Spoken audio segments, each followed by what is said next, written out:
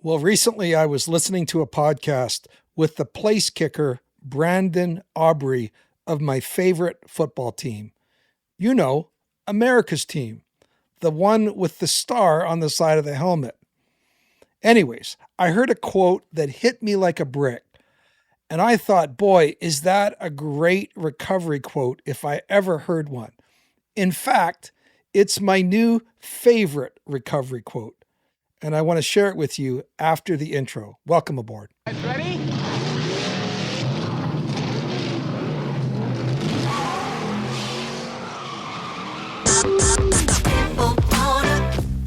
When it comes to porn, are you stuck, spinning out, or slipping backwards in your life? If so, then welcome to the Finding Traction podcast, a show dedicated to those who are looking to gain recovery momentum away from porn and toward the life and relationships they have always hoped for. Now, here's your host, Vern Tomke.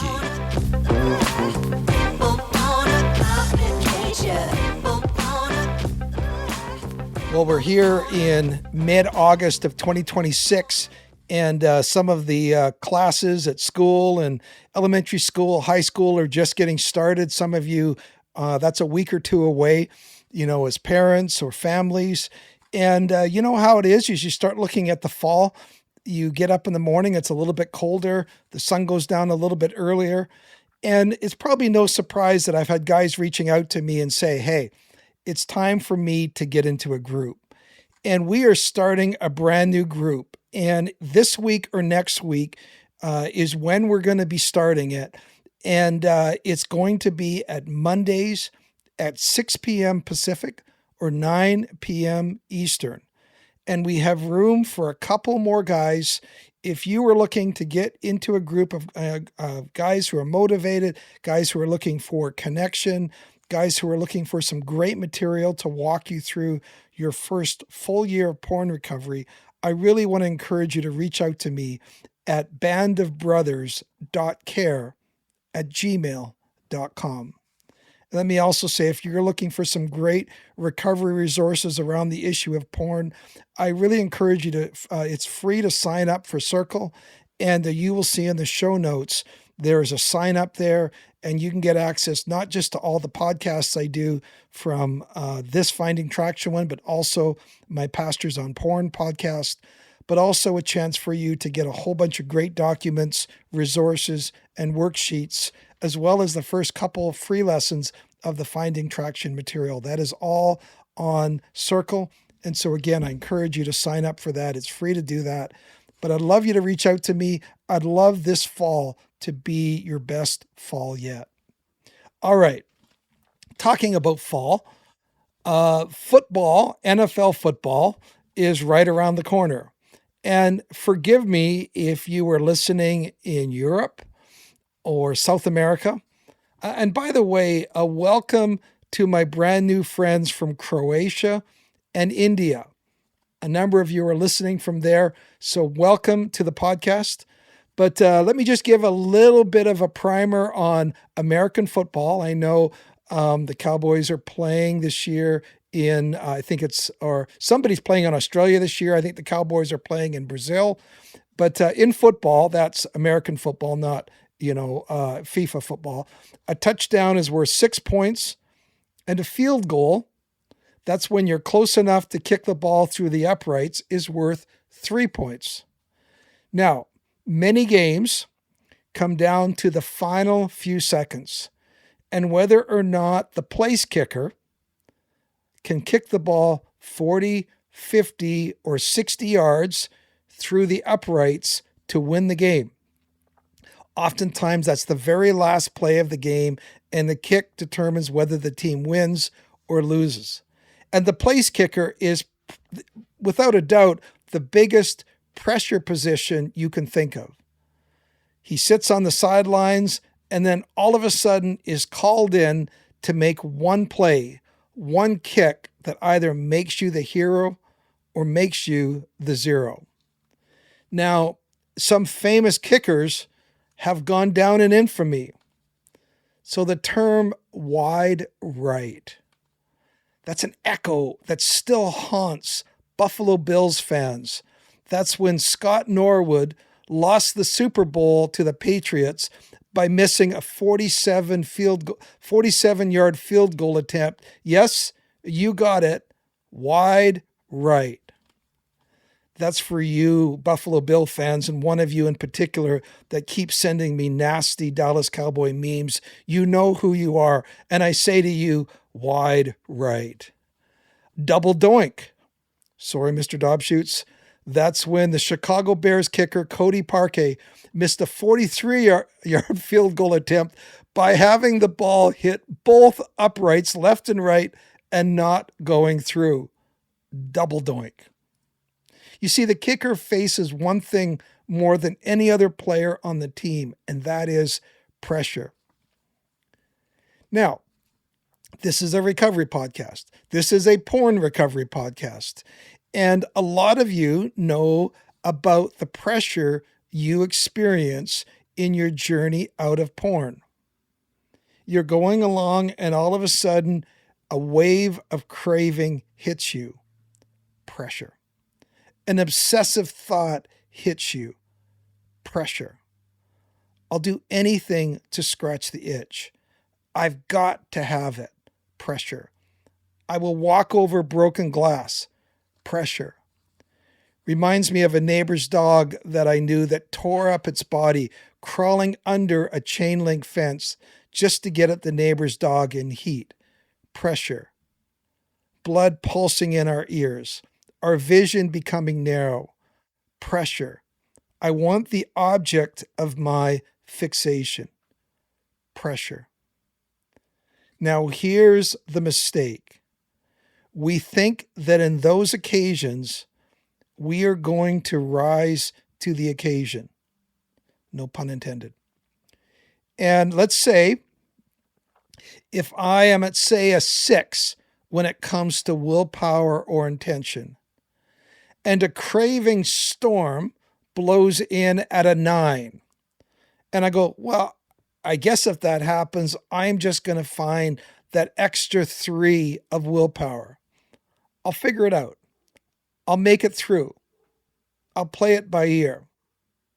Right? And what happens? We invariably fall.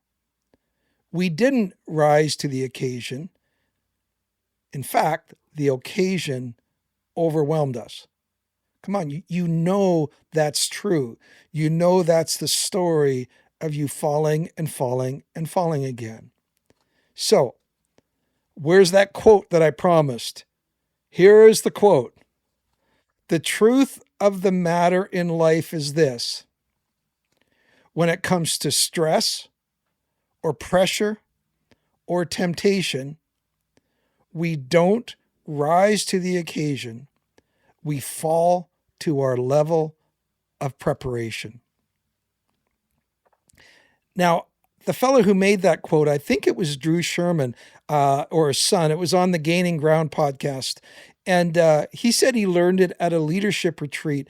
And what they did is they took all the leaders at this retreat out to, this was true cowboy country, and they took them out to a corral where there was a wild Mustang horse. And this guy, this was an unbroken horse, and this cowboy, using leadership lessons, while he was talking to them, he broke a wild horse to where it became rideable. And all the while, he was modeling and telling his people, we don't rise to the occasion, we fall to our level of preparation. Now, I don't know all the levels of preparation that he would have taken with that horse. But just think of you and me going into a corral in the Wild West and attempting to climb up on a wild Mustang and just saying, hey, let's see how it goes. It sounds like a Jackass movie or something. You're just going, this is not going to work. So we fail to rise to the occasion. In fact, we fall to the level of our preparation. Now, I've worked with oh, I don't know, it's a few hundred guys now. And the interesting thing in working with guys individually and working with guys in groups, for each guy, there is always three, four, five specific situations that always trip them up. And I say to guys, think about it. Take the last number of relapses you've had. I bet they don't vary a lot. And they don't. It's always in this scenario, or in this circumstance, or on this app, or on this device. It's the guy that keeps going back to Instagram or Facebook or YouTube. You know I'm talking to you.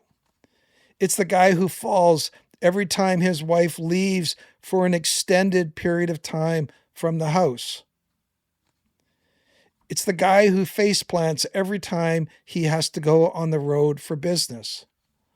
Folks, we're creatures of habits. Our habits don't change, don't vary very much. So what happens when that exact scenario happens again? Well, you can hope you rise to the occasion, and maybe this time you will find the willpower or distraction to get you through it. But mostly not likely. Or you could do this. You could prepare in advance for that exact situation. And now that you are fully prepared, you simply fall back on the security and the safety because you have prepared for that exact scenario. Here's an example that happened this week for me. My wife was planning on taking her mom to see the Odyssey. And my very first thought, I know that's a long movie. And by the time she picks her up and gets back, it's going to be like 4 hours. Guess what my second thought was? Boy, 4 hours. I know what I could explore in 4 hours. But I immediately go up, preparation. I checked it in with my guys. I told my wife I needed a safe home environment when she went out. And we made an agreement and made sure enough, all the remotes were made accessible when she went out. I didn't just say, well, you know what? I am going to see how it plays out. I am going to rise to the occasion. Here's the funny thing. At my level, number of years into recovery from porn, I perhaps could have played it out and saw how it went. And you know what? It's likely at the state of that my recovery is at, I probably would have been okay. I've developed enough of a habit, a resistance muscle memory to most likely make the right decision. But maybe not. And so the question is, how can you apply this? In your porn recovery, are you still trying to rise to the occasion? And my thing is, why don't we wise up and decide it would be a whole lot more successful if we prepared in advance and then simply settled in to the preparation we've made to ensure the desired outcome. Let me give you a verse which I read the other day, which I think perfectly made this point. 1 Peter 1:13. Listen to this.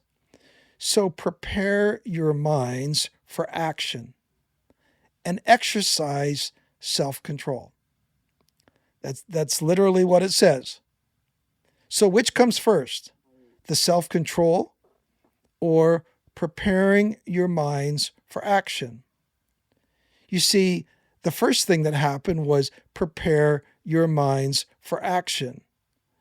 Do the prior preparation that you need to do. Set yourself up for the scenario that you know you're going to face. And once you've done that, once you've set yourself up for success, then what? exercise self-control. It's a great it's a great example right there, the one step before the other. So hopefully you can see why that is my new favorite recovery quote. So I ask you this: are you still trying to rise to the occasion? Wouldn't it be better to simply fall to your level of preparation? We'll see you next time.